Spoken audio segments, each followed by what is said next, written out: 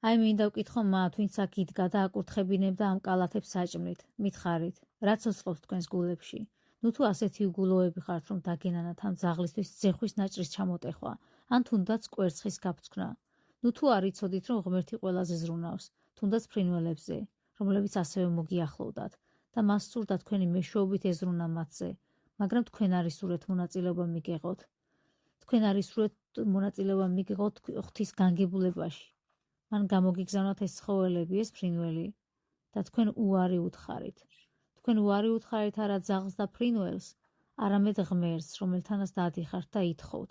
ითხოვთ თქვენი ცოდვების პატიებას, ითხოვთ ჯანმრთელობას, ითხოვთ ფინანსურ მხარდაჭერას, თქვენ დადიხართ და სთხოვთ მას და ვერ მიიღებთ მისგან, რადგან თავად არ გასცემთ, გასაგებად აგიხსენით და თქვენ ყველას, ვინც აქ იდექით, აუცილებლად გჭირდებათ მონანიება და ცხოვრებაზე თქვენი შეხედულებების გადახედვა. დაწერეთ თქვენი კომენტარი, რა სიტყვით ამაზე.